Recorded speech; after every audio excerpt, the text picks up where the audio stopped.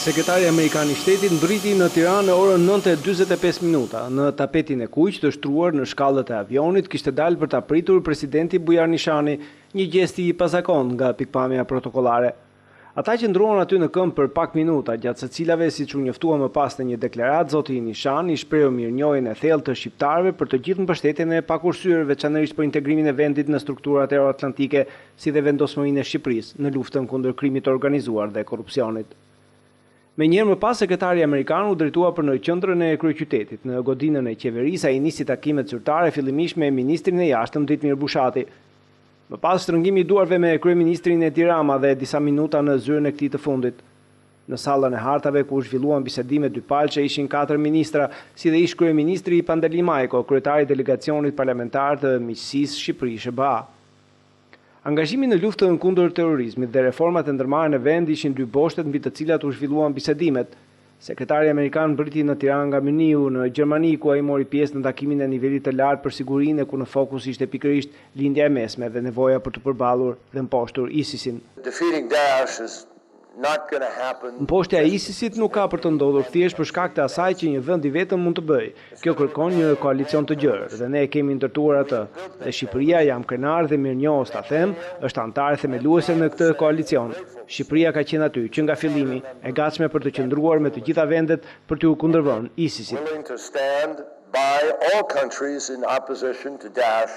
Shqipëria, shtoi zoti Kerry, nuk është thjesht një mike, por një vend antar e NATO-s dhe kjo sjell përgjegjësi të veçanta në rajon. Dhe Shtetet e Bashkuara, u shpreh ai, janë mirënjohëse për antarësinë dhe partneritetin e saj në këtë aleancë. Por më mirënjohëse është Shqipëria, e cila, siç theksoi kryeministri Rama, ka një lidhje speciale me Shtetet e Bashkuara, pa të cilat as Shqipëria dhe as shqiptarët në tërësi nuk do të ishin sot më të respektuar se kurrë më parë në historinë e tyre, tha zoti Rama. Si miq, partner dhe aleat të ngushtë, ne kemi punuar, jemi duke punuar dhe do vazhdojmë të punojmë ngushtësisht në NATO, në Organizatën e Kombeve të Bashkuara dhe në organizata tjera ndërkombëtare. Me Shtetet e Bashkuara nuk na ndan asgjë dhe na bashkon gjithçka. Trupat tona do të vazhdojnë misionet e tyre në Afganistan për krah atyre amerikane dhe do të qëndrojnë aty së bashku me aleatin tonë të madh deri kur të jetë nevojshëm. Reformat e ndërmarrë në vend zunë një pjesë të rëndësishme të fjalës së sekretarit amerikan të shtetit, I cili foli për një përparim domethënës. The evidence is absolutely clear. And Albanians should be very pleased. Prova është absolutisht e qartë dhe Shqipëria duhet të jetë e kënaqur që vendi juaj po lëviz në drejtimin e dur. Ju jeni në rrugën e dur, jam besim plot në vullnetin me të cilin është përqafuar legjislacioni që ka lidhje me luftën ndaj korrupsionit dhe jam I gëzuar që reformat tuaja kanë marrë udhë. Ai theksoi në mënyrë të veçantë miratimin e të ashtu quajturit ligj për dekriminalizimin, të cilin e cilësoi si një hap të rëndësishëm dhe kurajos që pengon kalimin e kriminalëve në politikë. Shtetet e Bashkuara së bashku me Bashkimin Evropian u angazhuan fort për këtë ligj, ashtu si kundër dhe për realizimin e reformës në drejtësi.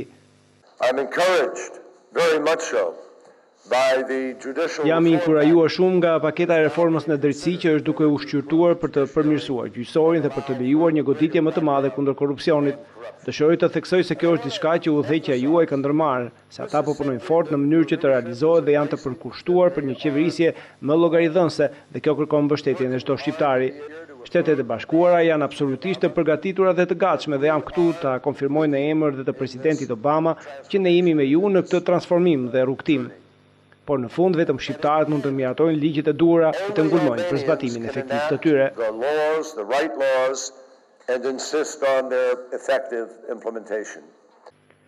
Edhe kryeministri Rama deklaroi se reforma në drejtësi kishte qenë një nga pikat e diskutimit. Diskutuam veçanti për reformën në drejtësi. Një reformë kyç për qëndrueshmërinë dhe rezultatet e çdo reforme tjetër dhe ecurinë në çdo fushë tjetër. Objektivi ynë I përbashkët, edhe për shkak të implikimeve të drejtë për drejta që ecuria e reformës ka në procesin e integrimit evropian, është që marsi të jetë muaji I votimit në kuvend të paketës së ndryshimeve kushtetuese. Kam shumë besim se do t'ja dalim dhe fakti që nuk jemi vetëm, po me Shtetet e Bashkuara në krah, e bën krejtësisht të arsyeshëm optimizmin për sukses. Pesha që sekretari Kerry dha veçanërisht reformës në drejtësi është e qartë se ka qenë temë e bisedës dhe me kryetarin e opozitës Lulzim Basha. Ky i fundit pas takimit deklaroi se ecim përpara me reforma shumë të rëndësishme, siç është reforma në drejtësi, në përputhje me rekomandimet, standardet, normat e pranuara bashkarisht, siç janë ato të Komisionit Venecias, si dhe çështja kyçe e demokracisë shqiptare, çështja e zgjedhjeve të lira dhe të ndershme, për cilat opozita kërkon angazhimin e partnerëve tanë si një reformë kyçe, pa të cilën Shqipëria nuk mund të bëjë përpara. Sekretari Amerikan i Shtetit gjeti disa momente për të përshëndetur dhe me qytetarë shqiptar, në fillim kur ai po shkonte drejt takimit me përfaqësuesit e opozitës dhe më pas në fund të vizitës në përfundim të një bashkëbisedimi me një grup të rinj shqiptar. I nxitur nga insistimi i një qytetari nga Kosova, sekretari amerikan pati dhe një mesazh për Prishtinën. Thank you, Kosovo. Faleminderit, Yes, sir. Kosova. My message is keep moving forward. Mesazhi im është vazhdoni të ecni përpara. Për Zërin e Amerikës, Armand Mero, Tiranë.